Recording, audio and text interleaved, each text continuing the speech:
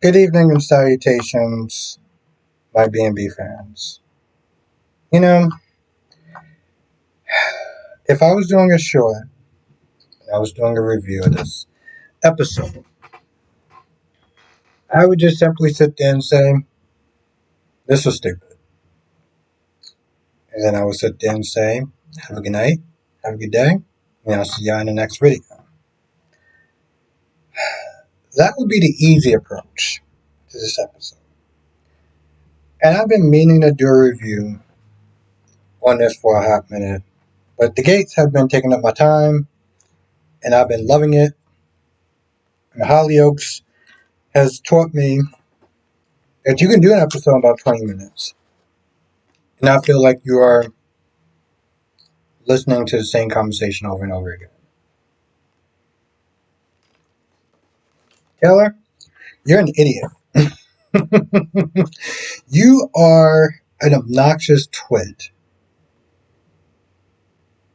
with a psychiatrist degree. What you're proposing not only is wrong in so many different ways, and you keep sitting there bringing up, I already lost one daughter, I don't want to lose another. Please stop. Just stop. Okay? And I find it, and the reason I'm saying stop is because I find it very disgusting that she keeps saying that to guilt her into leaving her husband. Which, by the way, she says, well, this isn't permanent, it's just temporary. Temporary until when? What is the goal of actually staying over there? Because, I mean, I don't imagine this place being Fort Knox. I mean, could be, but you know how people just get into matches all the time. And let's just sit there and say it's not. You're going to have to go to work at some point. You think that they can't get in the Forest Recreation building?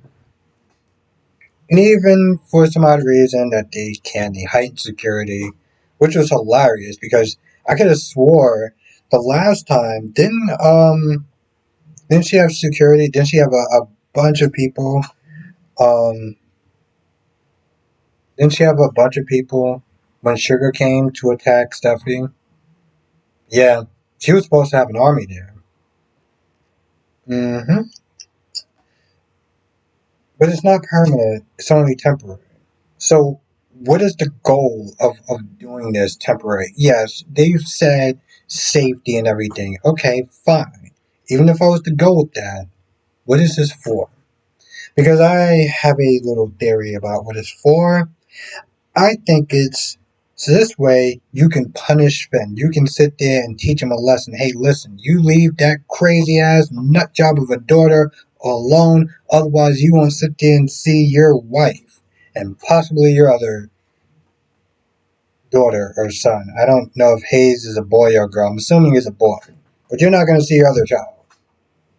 Keep him in line. That's how you do it. Because that's the only thing that makes sense. And of course, Ridge gets caught up to speed. And, you know, Taylor's like, oh, well, see what he brought into your life? You say that like he did that intentionally. Now, of course, Steffi's saving grace says, I'm not leaving because, you know, she's in jail. Okay, well, what if she's not in jail? Then what are you going to do?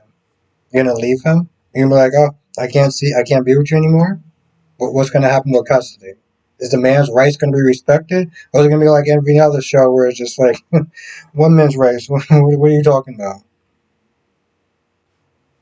So that whole scene is just annoying, obnoxious, and just not even practical. Now, we have goofy ass Daphne that's not getting ready to leave Paris because she fell in love with Carter. And she's not even giving Cindy the time of day. She's like, yo, listen, I'll talk to you when I get in Paris. You see Paris, right? You visit Paris, right? All right, so we'll hang out in Paris. And Cindy's like, what are you bringing to do a job? What's going on with that?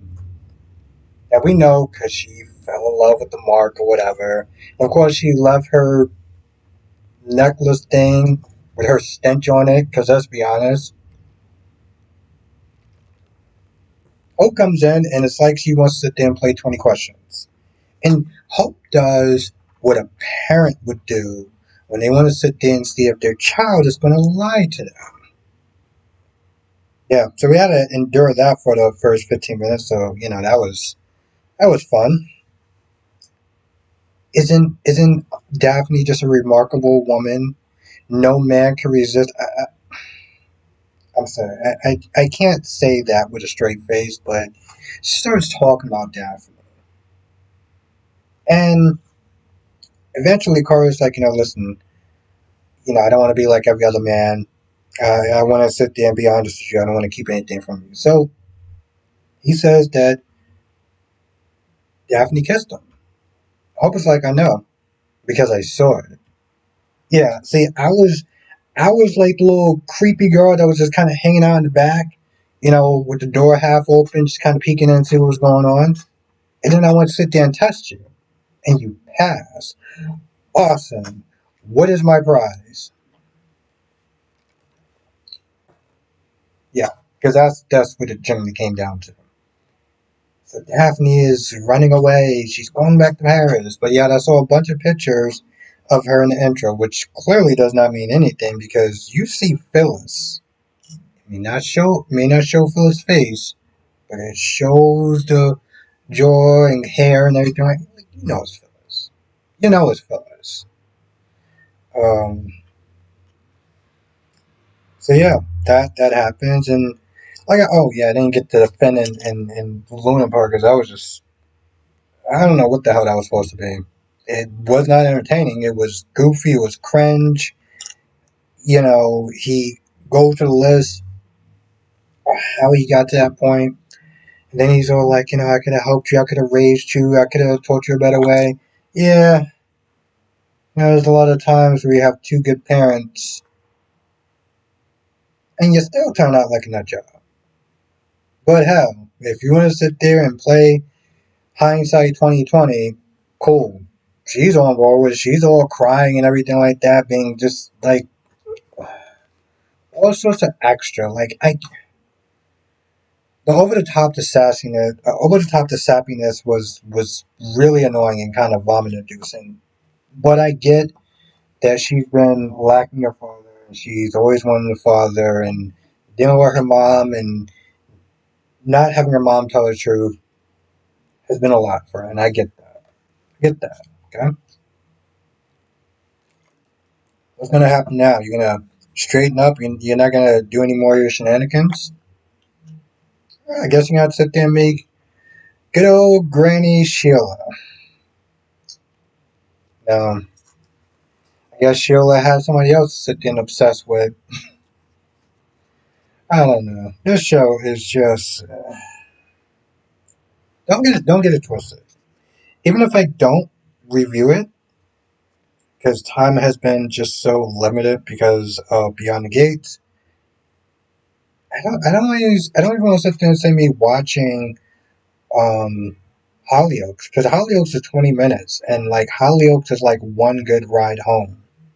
Like by the time I'm home, I'm already done with Hollyoaks, so I can't even sit there and say Hollyoaks. But Beyond the Gates has been a lot because the same amount of energy I put into my reviews of General Hospital is the same type of energy I put in Beyond the Gates, and requires a lot of note writing, a lot of note taking, a lot of extra ideas, and so you know, with this, I can still do it, and I can.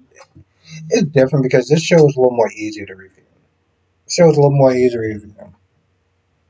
I mean, granted, there's a certain level of stupidness with it, but like the show isn't that long. There's not that many characters, and so the writing, note taking for the show is just a lot more simplistic, and I can pull off maybe a 10-minute review just by kind of doing more of a deeper dive somewhat into this review.